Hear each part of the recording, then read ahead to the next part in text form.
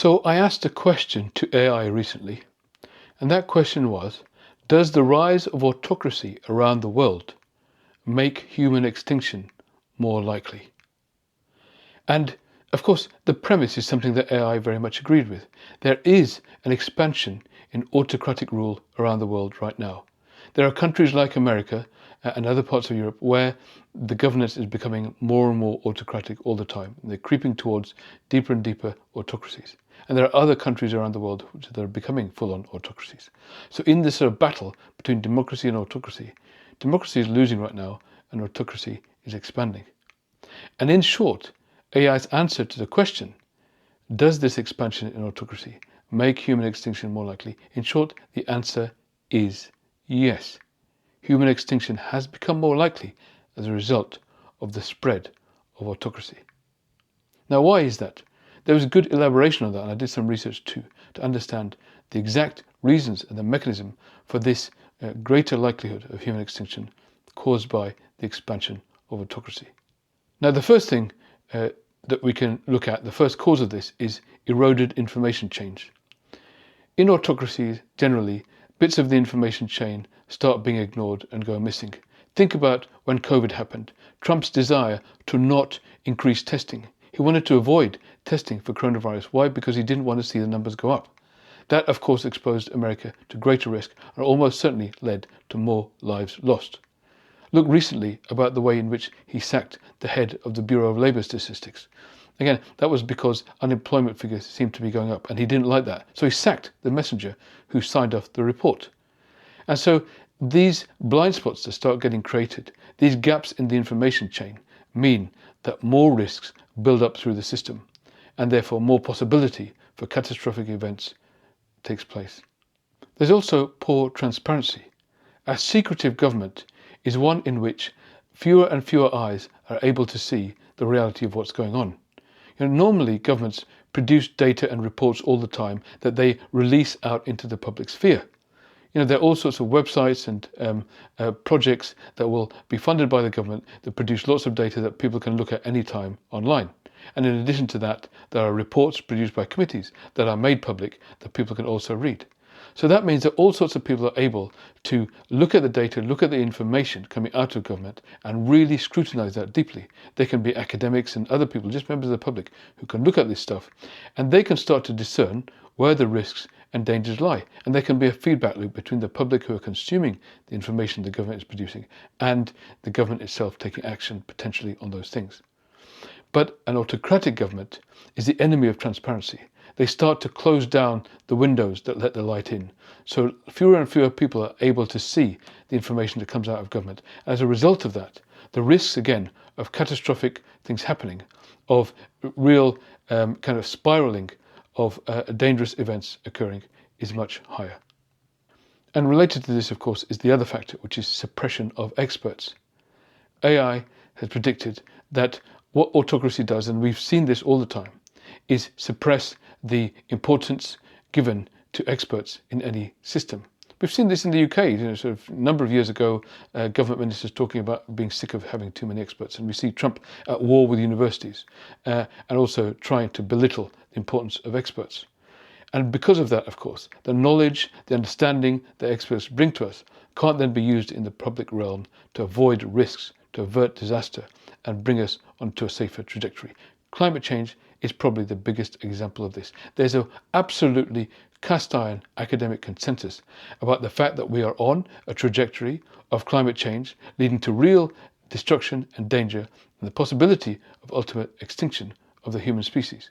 And yet that is being ignored and on many levels and by many governments and increasingly by autocratic governments, that is being completely discarded in the way that policy is being developed and choices are being made, and therefore increasing the likelihood of human extinction.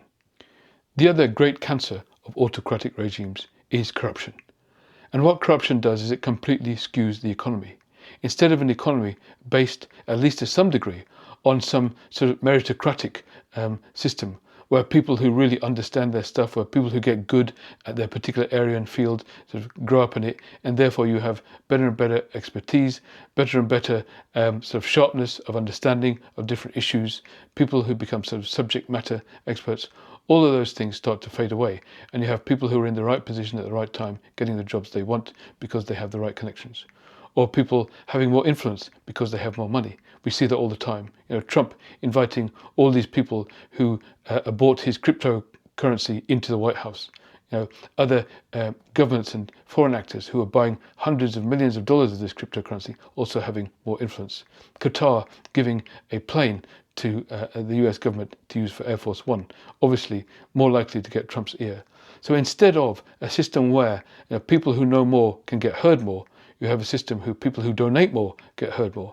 And so this again creates a real system risk in the ability of a country and a state to keep its public safe. The other danger is, of course, brinkmanship, power brinkmanship between big autocracies. Once you get a series of autocracies building around the world, the possibility of clashes between them becomes greater. That's exactly what happened 100 years ago in the early 20th century, where you had these big autocratic powers that then started to clash with each other, because autocratic powers are about big ego leadership, and big ego leadership always eventually leads to conflict. So this potential for global and international conflict means greater potential for international warfare. And that's one of the biggest reasons why human extinction is more likely as a result of this expansion in autocracy that we are seeing around the world. So all of these are reasons why an autocracy can absolutely lead to an increased risk of human extinction. And it was the understanding of that that actually led me to write a book. But this time it was a fiction, it was a novel based on a sort of dystopian, very near future that occurs when an autocratic regime, and a series of them around the world, is really bringing us to the edge of extinction. And what happens and what that actually looks like. And the book is called We the People. So this is a book called We the People. I'm very, very, very proud of this indeed. Extremely excited to announce the launch of this book, which is actually today. And this book was written by myself together with another fantastic award-winning author, TJ McGregor. And together we wrote this book as a work of fiction on purpose in order for it to really grab people's attention, to really show where this trajectory is taking us right now. On the one hand, it's a bit of a disaster movie type story, but on the other hand, we have a fantastic cast of characters who find an alternative way about how we get out of this. And the alternative way is not just about sort of overcoming the obstacles and trying to avoid all the calamities and the catastrophes that lay in front of us as we hurtle down this sort of path to extinction, but it's also about doing something about the root causes of what's happened, and that is about the failure of our democracy. So what these people do, we have a cast of characters who are they've been sacked from the government. Their contracts have been laid off because they were sort of really capable people, academics and other experts in their areas, and whether it's law enforcement, the FBI, or NOAA, or various different government agencies. This scrappy group of people come together, and they work out that not only do we need to overcome all of the calamities happening to us and around the world, we also need to go back to the root of the problem. And they start to reinvent a system of democracy, a more collaborative system of democracy, a more participatory way of organizing themselves, in the hope that it might catch on as a way of changing the trajectory. What happens in the end, you'll have to see in the book. We've worked together to create something that we believe will really grip people. It's a real page turner. You can absolutely enjoy it. It's like a movie, and hopefully you'll really learn something too. You really learn about the danger of the trajectory we're on, but you also hopefully gain some hope about the possibilities that exist to really change this trajectory and bring us and bring our species onto a different path.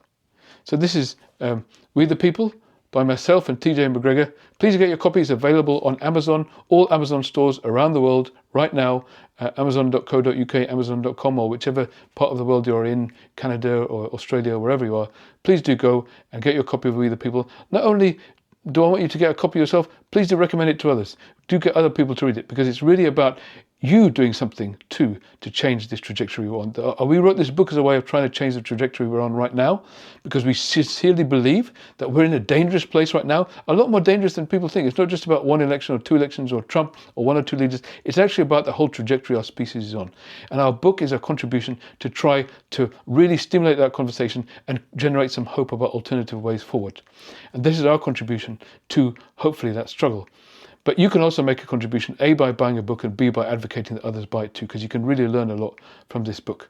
So I hope you can do that, and I really hope that you can also start to discuss that in the comments too. I really want the comments for this video to be a good home for a discussion about this book. Tell us what you thought about the fantastic characters, Luna Ochoa and Jake Kessler, and all the folks you're going to learn about in this book. Tell us what you enjoyed about it, what you learned from it, and let's share a real dialogue about this book on the comment sections for this video. So I really look forward to diving into all of that with all of you once you've got the book.